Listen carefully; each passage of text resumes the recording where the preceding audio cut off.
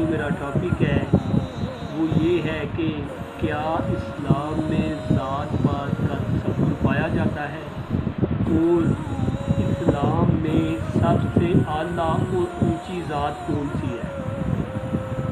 تو آج کی جو میری ویڈیو بنانے کا مقصد ہے، جس وجہ سے مجھے ضرورت پیش آئی، چند دن پہلے کی بات ہے، ہم کچھ دوست جمع تھے، ہر کاسٹ کے لوگ تھے، جٹ چیمہ تھے، جٹ چٹھا کاسٹ، اور اس کے علاوہ راجپوت تھے، گجر تھے، مغل تھے، آرائی تھے، وغیرہ وغیرہ۔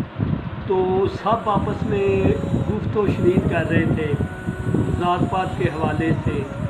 کچھ کہہ رہے تھے کہ ہماری جو ذات ہے، ہر بندہ یہی کہہ رہا تھا کہ جو ہماری ذات ہے وہ سب سے اعلیٰ ہے۔ ہم کچھ سید تھے، وہ کہہ رہے تھے ہم سب سے اعلیٰ ہیں، جو جٹ تھے وہ کہہ رہے تھے ہم سب سے اعلیٰ ہیں۔ تو مجھ سے بھی انہوں نے پوچھا کہ آپ اس بارے میں اپنی کیا رائے دیتے ہیں، آپ کی اوپینین کیا ہے کہ کون سی ذات اسلام میں سب سے اعلیٰ ہے۔ تو میرے بھائیوں، وی آر مسلمز، تو ایز اے مسلم ہمارا فیتھ ہے کہ جو ہمارا دین اسلام جس بات کا ہمیں حکم دیتا ہے وہی ہمارے لیے قابل عمل ہے، وہی ہمارے لیے رسپیکٹیبل ہے بات۔ تو میں قرآن کی آیت آپ کے سامنے پیش کرنے لگا ہوں، سورۃ الحجرات 26ویں پارے کی سورہ ہے، مدنی دور کی سورت ہے یہ، اس کی آیت نمبر 113 ہے۔ تو اس میں اللہ تعالیٰ کیا فرما رہے ہیں، یا ایھا الناس انا خلقناکم من ذکر و انثی وجعلناکم شعوبا وقبائل لتعارفوا ان اکرمکم عند اللہ اتقاکم ان اللہ علیم خبیر۔ تو اس کا ترجمہ کچھ یوں ہے، اے لوگو، ہم نے تمہیں ایک مرد اور ایک عورت سے پیدا کیا اور تمہاری ذاتیں اور تمہارے قبیلے بنائے تاکہ تم ایک دوسرے کی شناخت کر سکو۔ بلا شبہ اللہ کے نزدیک زیادہ عزت والا وہ ہے جو زیادہ متقی ہے، بے شک اللہ سب کچھ جاننے والا اور خبردار ہے۔ تو قارئین کرام، یہ جو میں نے آیت پیش کی ہے 113 نمبر، تو اس سے یہ بات بالکل واضح ہو گئی ہے، روز روشن کی طرح عیاں ہو گئی ہے کہ اللہ تعالیٰ نے سب انسانوں کو ایک مرد اور عورت سے پیدا کیا ہے، خواہ وہ مسلم ہے غیر مسلم ہے، اس میں انسانوں کو مخاطب کیا گیا ہے۔ یہ جو خطاب ہو رہا ہے مسلمانوں کو نہیں ہو رہا، صرف پوری دنیا کے بنے ہوئے انسانوں کو ہو رہا ہے کہ ہم نے سب کو ایک مرد اور عورت سے پیدا کیا ہے، اور تمہارے ذاتیں، برادریاں، قبیلے، خاندان بنائے ہیں تاکہ تم ایک دوسرے کی شناخت کر سکو۔ یعنی بالکل یہ بات واضح ہو گئی کہ جتنیاں بھی ہماری یہاں یہ جو برادریاں ہیں، قومیں ہیں، قبیلے ہیں، ذاتیں ہیں، یہ صرف شناخت کے لیے ہیں۔ جیسا کہ ہم ایک گاؤں میں رہتے ہیں، ایک محلے میں رہتے ہیں، تو وہاں پر ایک نام کے علی نام ہے یا سعد نام ہے یا محمد نام ہے، یہ بہت کامن ہے، تو ہر دوسرے تیسرے بندے نے یہ نام رکھے ہوئے ہیں۔ تو اس وجہ سے شناخت کے لیے رکھے، اگر کوئی علی چیمہ ہے، کوئی علی راجپوت ہے، کوئی علی شاہ ہے، علی آرائی ہے، علی گجر ہے، تو یہ شناخت ہو جاتی ہے، یعنی آسانی سے پتہ چل جائے گا کہ کون سا علی ہے۔ تو اس آیت سے یہ بات واضح ہو گئی ہے کہ اسلام نے جو ذات پات کا نظام متعارف کرایا ہے وہ صرف اور صرف شناخت اور پہچان کے لیے ہے، یہ بڑائی کا معیار نہیں ہے۔ اللہ کے نزدیک زیادہ عزت والا وہ ہے جو جتنا زیادہ متقی ہے، جو صالح اعمال کرتا ہے، جو دوسروں کے کام آتا ہے، جو صوم و صلات کا پابند ہے، جو اللہ کی توحید کا پابند ہے، جو اللہ پہ توکل کرنے والا ہے۔ یعنی جتنی جو بندہ اپنی زندگی اسلام کے مطابق بسر کرے گا، وہ اللہ کے نزدیک اتنا ہی زیادہ مقرب اور مکرم ہوگا۔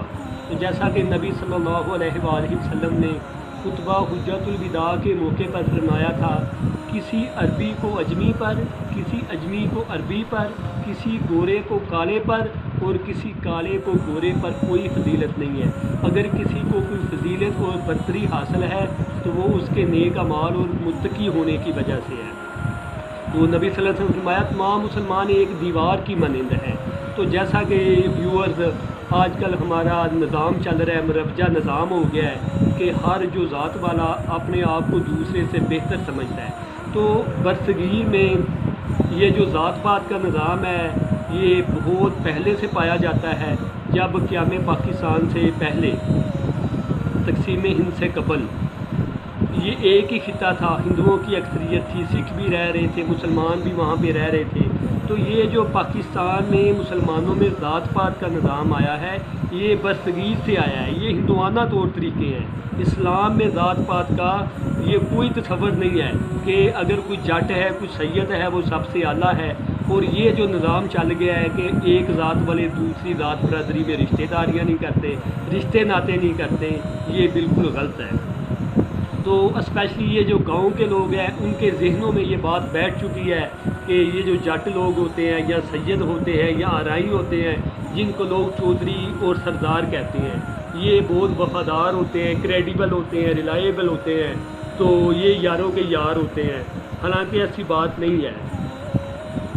جو بھی بندہ میں نے خود دیکھی، اس مائی پرسنل آبزرویشن، ایسے بھی دوست ہیں وہ جو چھوٹی ذاتوں سے جنہیں ہم کہتے ہیں، وہ میں نے دیکھے ہیں، وہ اتنے دلیر، دل کے شاہ خرچ، یاروں کے یار، مصیبت میں کام آنے والے ہوتے ہیں۔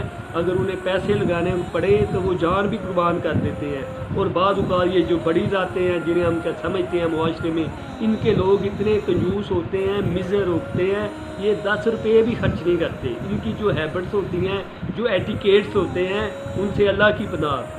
تو اس وجہ سے ویورز، یہ جو ذات پات کا نظام ہے یہ صرف شناخت کے لیے ہے، تو یہ کوئی بڑائی یا برتری کا مقام نہیں ہے۔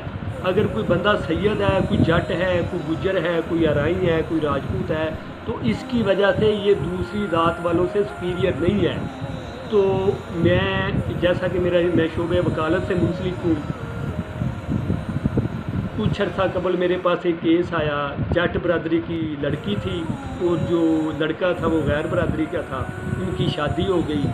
تو بعد میں گھر والوں کو پتہ چلا، انہوں نے ان کو تلاش کر لیا، تو انہوں نے کورٹ میرج کی تھی، تو انہوں نے کیا کیا، لڑکی کو قتل کر دیا، صرف اس پاداش میں کہ اس نے غیر برادری میں شادی کی ہے۔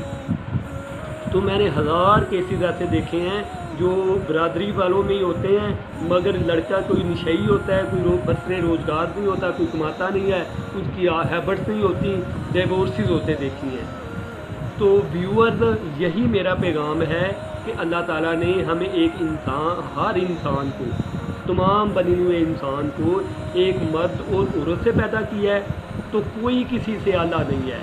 یہ جو ہمارا نظام چل رہا ہے کہ ہمیں آؤٹ آف کاسٹ ایک دوسرے میں رشتہ داریاں نہیں کرنی، یہ اسلام کے الٹ ہے، اینٹی ہے، منافی ہے۔ جو بھی کوئی اچھا ہے، جس کی ہیبٹس اچھی ہیں، ہمیں اس کے ساتھ رشتہ داریاں بھی کرنی چاہیے، اس کا عزت و تکریم بھی کرنی چاہیے۔ اور یہ جو دوستیاں ہم کرتے ہیں کہ فلانا بندہ ذات پات دیکھ کے، مال و دولت دیکھ کے، یہ بالکل غلط ہے۔ تو ویورز، میرا یہی پیغام ہے کہ ہمیں یہ جو ذات پات کا نظام ہے اسے ختم کرنا چاہیے۔ یہ خالص ہندوانہ رسم و رواج ہیں، اسلام کا ان سے کوئی تعلق نہیں ہے۔ اسلام کی نظر میں سب برابر ہیں، کوئی کسی سے اعلیٰ ذات نہیں ہے، کوئی برتر نہیں ہے۔ اسلام نے ایکول رائٹس دیے ہیں۔ تو ویورز، ہمیں اس قرآنی آیت پر عمل کرتے ہوئے خود بھی عمل کرنا چاہیے، جو ہے کسی کو ڈی گریڈ نہیں کرنا چاہیے۔